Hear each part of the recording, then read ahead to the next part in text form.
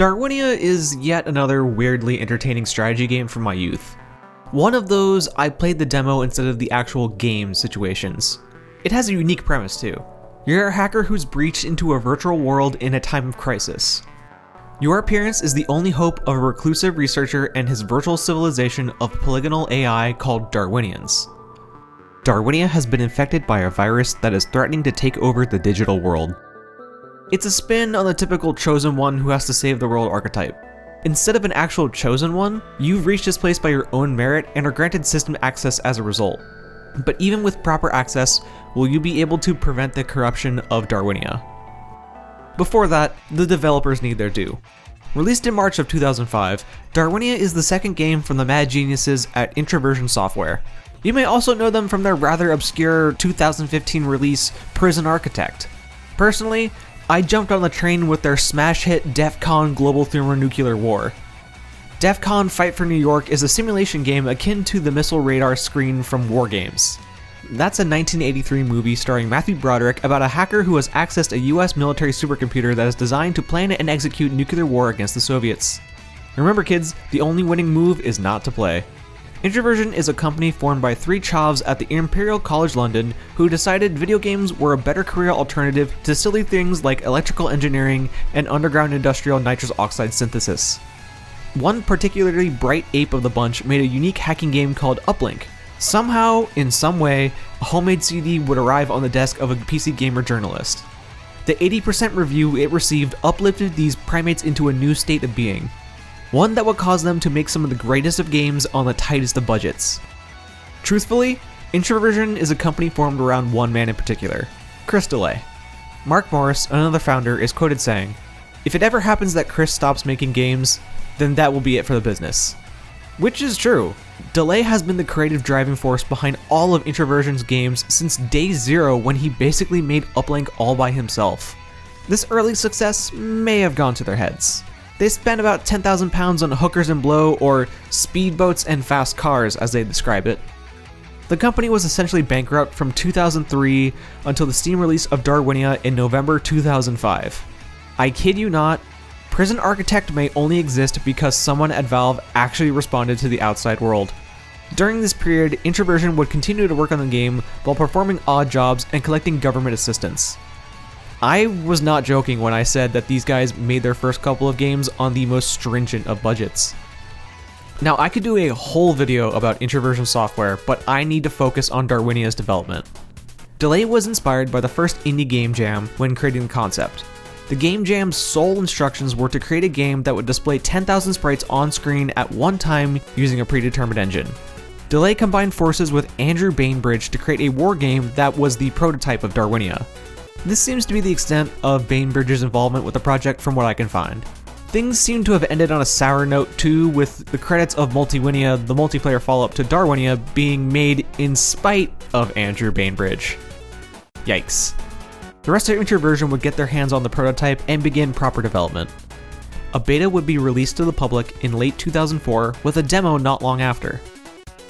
The initial control scheme is clunky to say the best. It's a gesture-based system that I honestly have a hard enough time wrapping my brain around that I don't feel qualified explaining.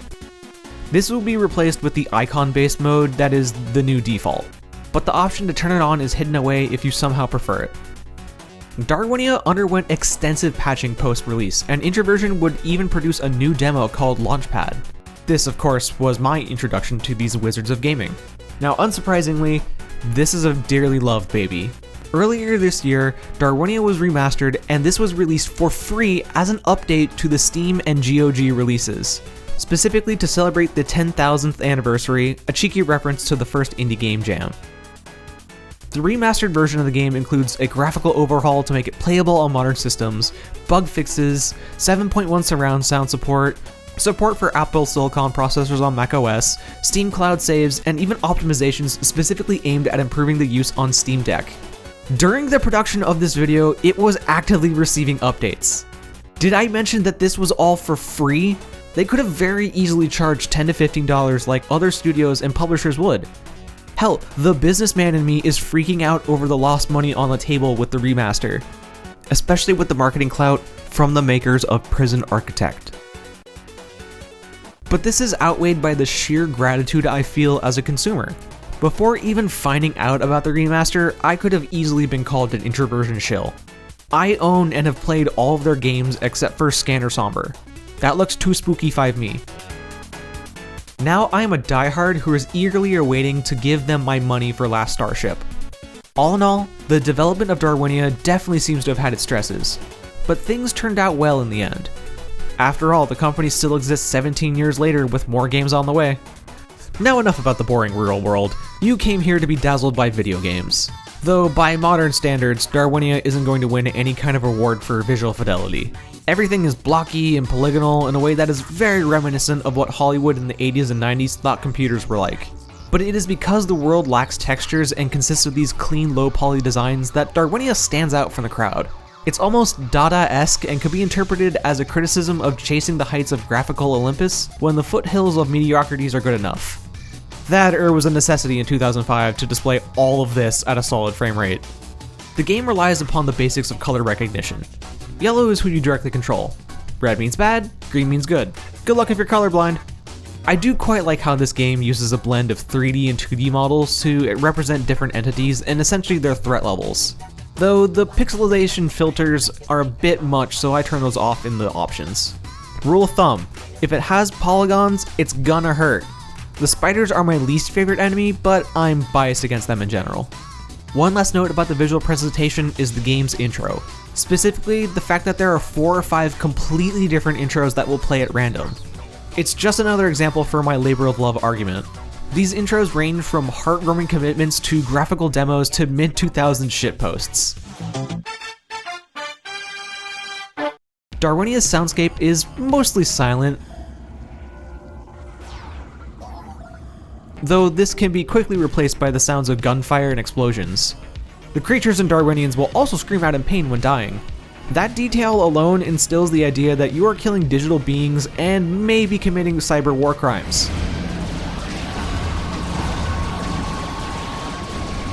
The music is often subtle and reserved for cutscenes. It's great electronic music by composers Trash 80 and DMA-SC.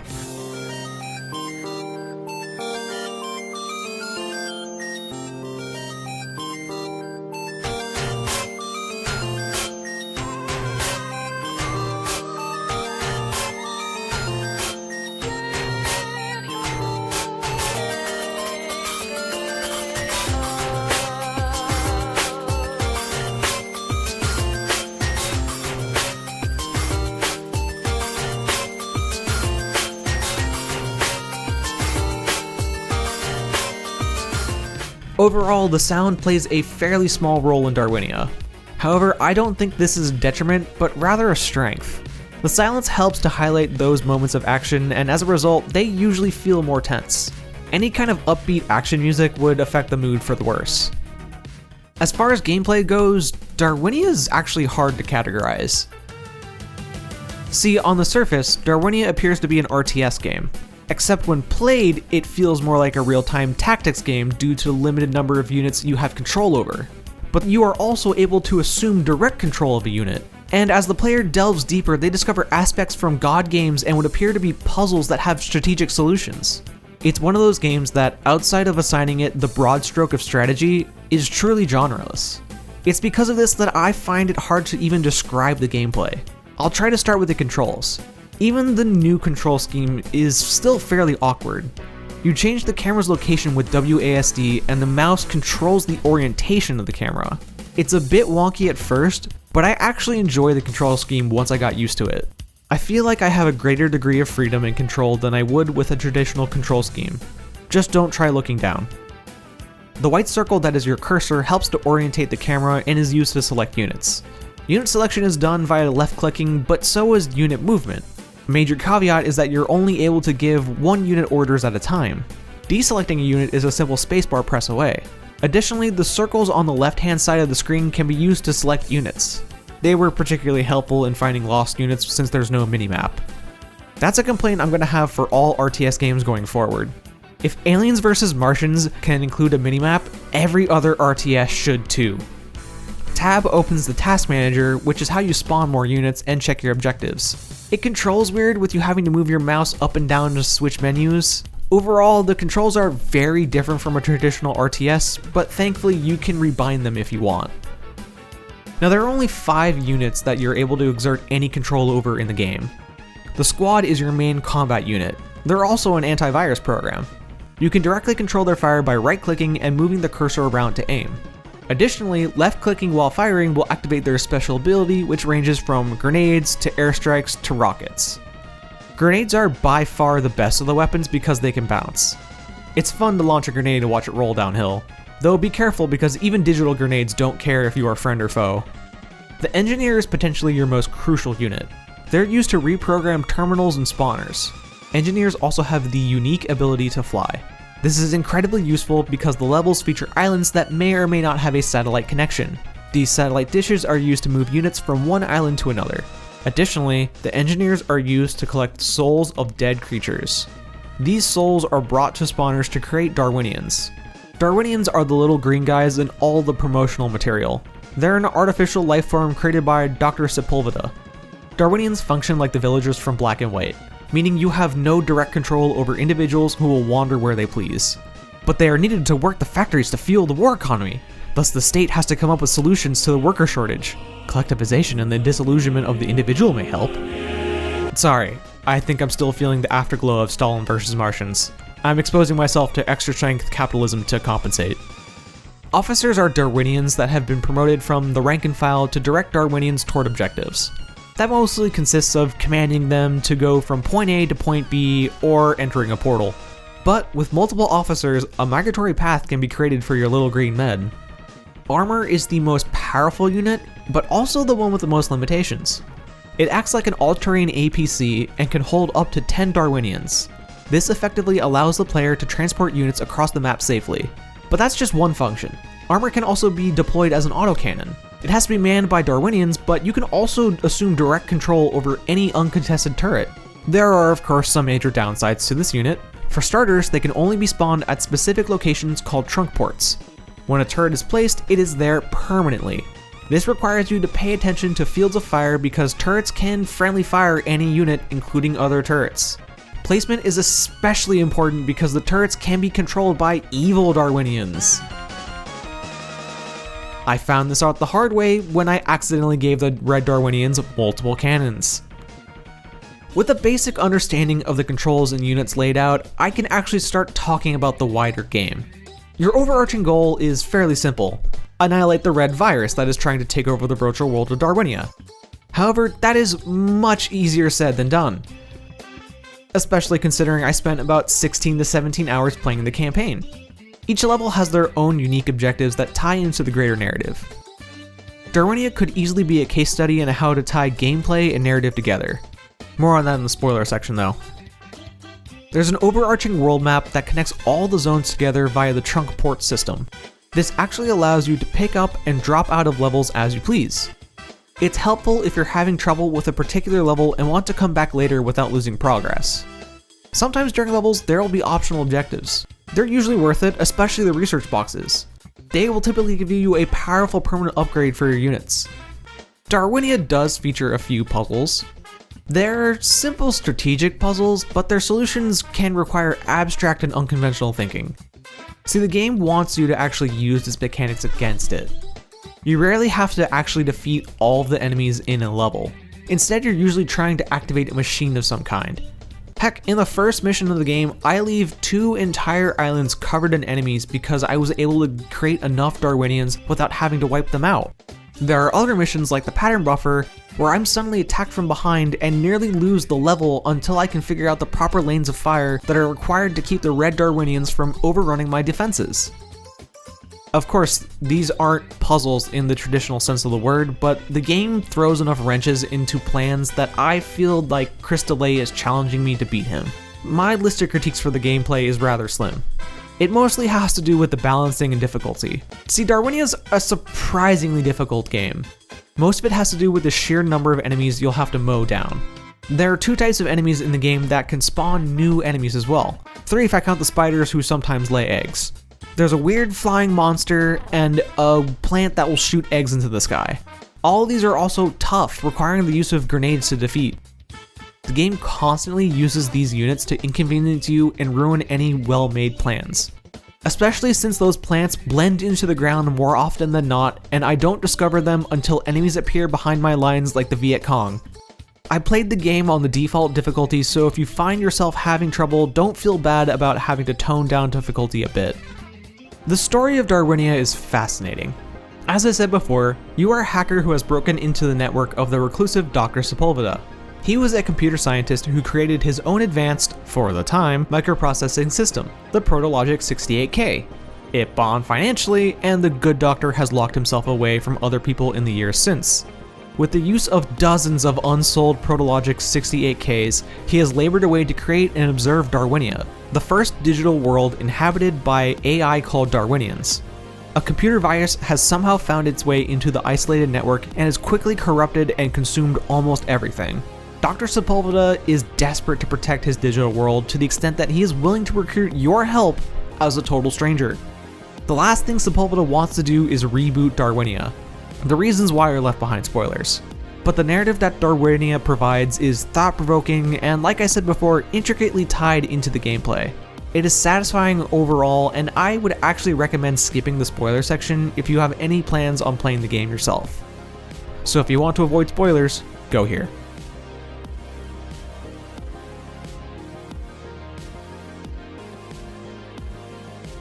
Okay, so to address the elephant in the room, Dr. Sepulveda doesn't want to reboot the servers because it will reset the Darwinians. See, the Darwinians are individual sentient AI whose intelligence increases with successive generations. Each generation gains a greater understanding of their environment. I'm guessing the Doctor's backups are dreadfully out of date. An apt comparison would be taking our modern society today and reducing us to splintered tribes of hunter-gatherers. They would have no memory of how to replicate the monuments of the past around them. Doesn't sound too bad if I'm being honest. Oops, too much capitalism.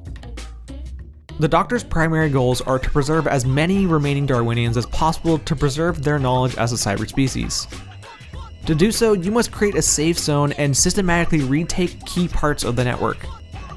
Each part has a specific and necessary function to maintain the ecosystem. Little details like the life cycle of a Darwinian are revealed to the player through Dr. Sepulveda's explanations of these locations. Darwinians live a life working and increasing their knowledge of their world until their inevitable death. Their digital soul is released from their body and returned to the soul repository at the center of Darwinia.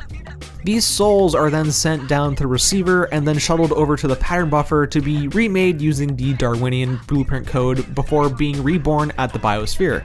Once reborn, the new Darwinian retains the knowledge of their past lives and is capable of further development.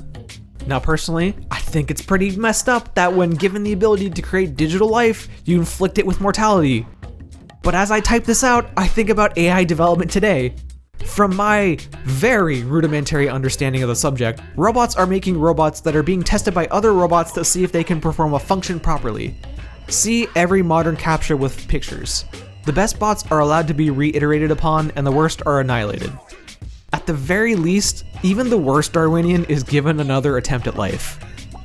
I also think this whole life cycle idea might be reflective of at least some beliefs held by the development team. Though even this form of digital life has its limits with the advent of the soul destroyers. These are parts of the virus that specifically target the dead souls of Darwinians to consume or corrupt them. This true death is something that Dr. Sepulveda says has rocked Darwinians to their core. I believe this may be a major cause in the Darwinians' evolution into Multiwinians, beings who are willing to fight each other over limited resources. It is heavily implied that while you're dealing with specific problems, Dr. Sepulveda is dealing with many other small fires across Darwinia. He has been so busy trying to solve the problem that he has never been quite sure how it began. The final levels of the game are where the Doctor himself is able to piece it together. While working one day, Dr. Sepulveda left his webcam on. In doing so, his face was transmitted across the sky for a few seconds. The Darwinians acted like any rational being akin to humans would. They immediately carved idols into the shape of their god and began inventing a way in which they could communicate with him. They re-engineered one of the trunk ports into a device that was capable of downloading files from Sepulveda's computer. In doing so, they accidentally opened several spam emails asking them for their Snapchat passwords and providing links to onlyfunds.com. The last objective of the game is to delete the remaining spam mails to save the day. Darwinia ends with a monologue from the Doctor. He thanks you for your hard work and comments how the events of the Great War will affect Darwinians for many generations to come. He comments on how the Darwinians are stronger and smarter than ever, but they've lost their innocence in exchange. He chalks this up to the sheer loss of life caused by the conflict with the virus and his own uneasiness after seeing Darwinians killing one another. My own take is slightly more nuanced. Several of the levels force you to commit digital genocide against the Red Darwinians for being different than Dr. Sepulveda's intentions, which is pretty much just down to different colors and motivations. So yeah, no shit, a species that previously existed in an untouched utopia would be affected by the deaths of thousands of their kind. Sepulveda then goes on to give the player deeper access to Darwinia. Despite working on the project every day for a decade, Sepulveda ultimately couldn't save Darwinia on his own. He wants your help to finish what he has started. It's actually kind of humbling to see a man who's the creator of something fantastic realize that has outgrown his ability to maintain it. What actually happens is the player is given access to the map and scenario editor. This essentially allows the game to effectively continue forever if you were to wish to do that. Dr. Sepulveda's final lines of the monologue are reflective of his curiosity, specifically how the effects of the game may impact the Darwinians upon the whole. They have long memories, and with complete dominance of the world, there's no telling what they could do next. Sounds oddly familiar. The credits then roll on this wonderful little game. But as you can tell, that's not all there is to the story. I've left it out of the video up until now, but the final level of Darwinia could also be potentially your first. The prologue mission that serves as part tutorial, part introduction to the world takes place after the events of the story, which can seriously mess with your perceptions, to the point that I think it's best left for after the game. But because it is considered the prologue, I've had to relegate this fact to spoilers. But hey, at least it won't be weird and confusing to you since you've made it this far. The prologue mission is the culmination of Darwinian efforts since the Great War, the creation of a rocket. Sepulveda can only guess at their motivations, but he believes the Darwinians are ready to explore the wider world around them outside Darwinia. This of course being the greater internet. Instead of doing the smart thing and nuking this world before the global network is breached, you defend Darwinians from their evil red cousins. Rocket secured, they set out to explore the wonders of the web, and our story in Darwinia comes to a close. But not before Dr. Sepulveda thanks you and asks you to buy the full game. Of course, the review doesn't stop here because we have a little bit of another game to talk about. As mentioned before, Multiwinia is the multiplayer-only sequel to Darwinia. An unknown amount of time has passed since the events of the first game, and Darwinians have evolved into more vicious Multiwinians. There are 6 different modes you can play with AI or some friends. They range from simple domination to King of the Hill to more unique modes like Rocket Riot and Assault. From the little that I've played for the sake of the review, I think it's a fairly solid game. You have a bit more control over units with formations, and there are airdrops that occur during the match. These airdrops include all sorts of modifiers like cannons and fast respawning. Overall, it's a fun follow-up to Darwinia that pretty much addressed the only concern I had, which was the lack of multiplayer. Though the fact that the multiplayer is a separate game you have to pay for might not sit well with some people. Darwinia is a fascinating little game. It smashes together so many aspects from different genres and manages to actually pull it off. I love this game, from its presentation to its gameplay. Darwinia is an easy recommendation if you're a fan of the RTS genre and want to try something experimental. Though thinking back on it, this might be a game you play a level or two and then pick up another day. My brain was often really tired after each recording session for this review. Darwinia and Multiwinia are available on Steam or GOG for $10 separately or $15 if bundled together. I think it's worth it both on and off sale, though I won't blame anybody who wants to wait to save a buck or two. This won't be the last time I cover introversion software, but I have other projects in the pipeline at the moment, one of which is going to require some reading. Thanks for watching.